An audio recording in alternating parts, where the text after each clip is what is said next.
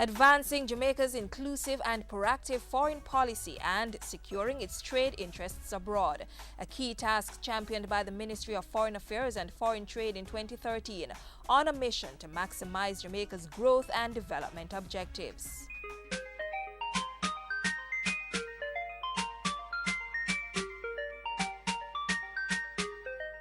We will continue to engage with all countries to explore opportunities for foreign direct investment, tourism growth, expanded trade and technical cultural cooperation.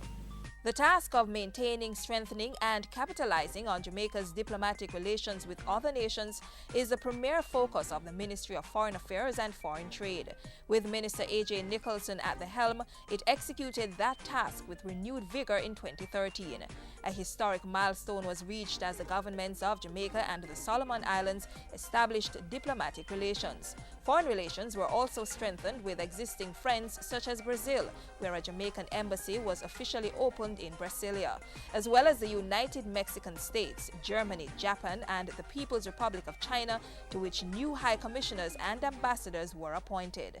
Diplomacy with the African Union was elevated when Ambassador Carlton Masters was appointed Jamaica's first representative to the AU, and Ambassador Courtney Rattray was appointed permanent representative to the United Nations. The country and Foreign Affairs Ministry celebrated these and other mutually beneficial international friendships with the annual hosting of Diplomatic Week in February.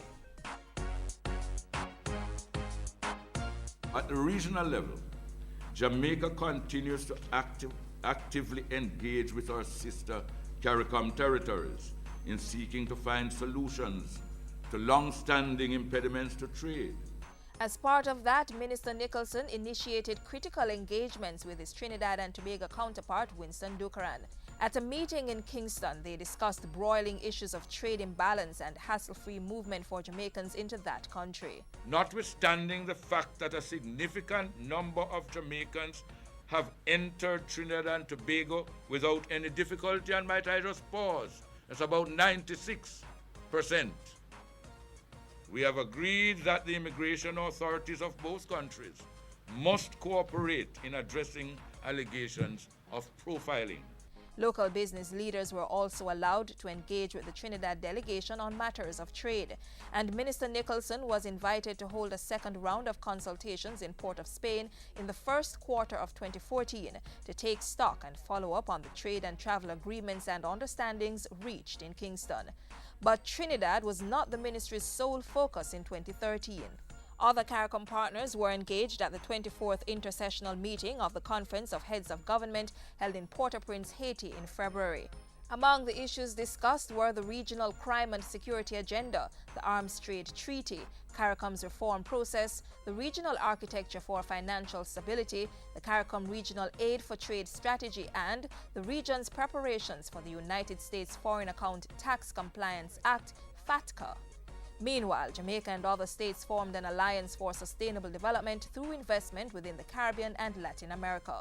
That resulted from the first summit of the European Union and the Community of Latin America and Caribbean States, EU CELAC. An expanded action plan was also adopted to strengthen South-South cooperation in various areas. This fits in with our overall strategy to diversify the markets for our goods and services.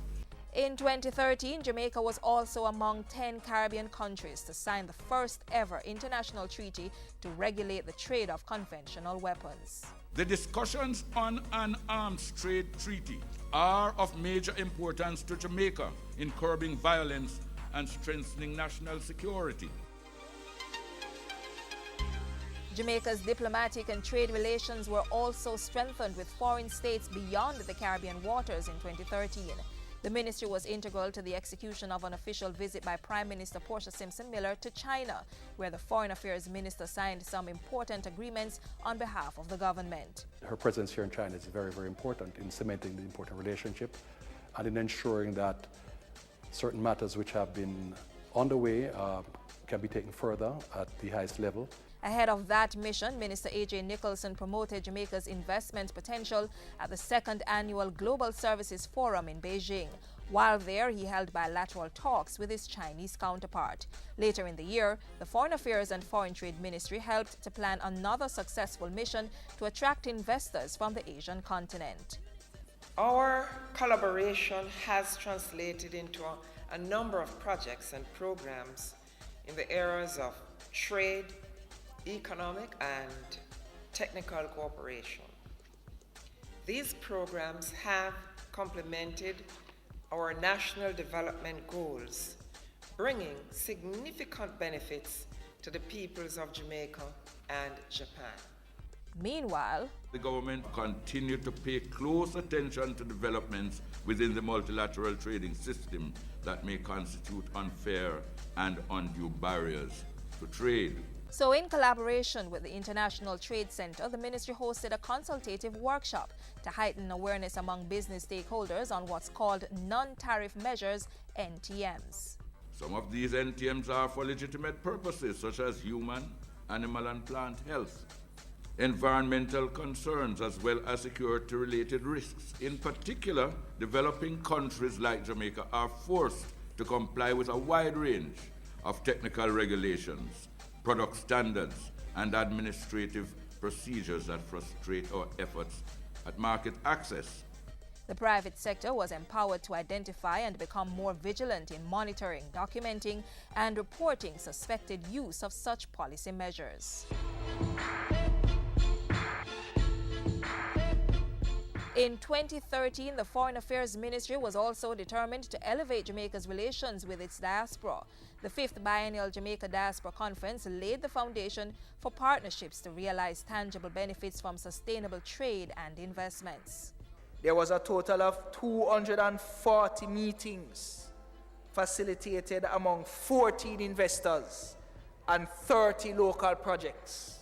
Out of that, 7 investors indicated that they were desirous of making equity investment in 17 projects and have requested additional information from these project owners. A post-diaspora implementation council was established to ensure that recommendations and investments proposed at the conference come to fruition. A landmark diaspora policy was also developed during the year, and a national policy on international migration was submitted to Cabinet for consideration and approval. Among its many engagements in 2013, the Ministry of Foreign Affairs and Foreign Trade also facilitated visits to Jamaica from various foreign delegations. In April, Jamaica welcomed a member of the British royal family, His Royal Highness Prince Michael of Kent, who arrived to celebrate the 20th anniversary of the National Road Safety Council. The country later welcomed a working mission from Burkina Faso, led by the First Lady of the West African country, Her Excellency Chantal Compaoré. And in November, the President of Haiti, His Excellency Michel Martelly, engaged government on bilateral, regional, and multilateral issues during a 3-day state visit.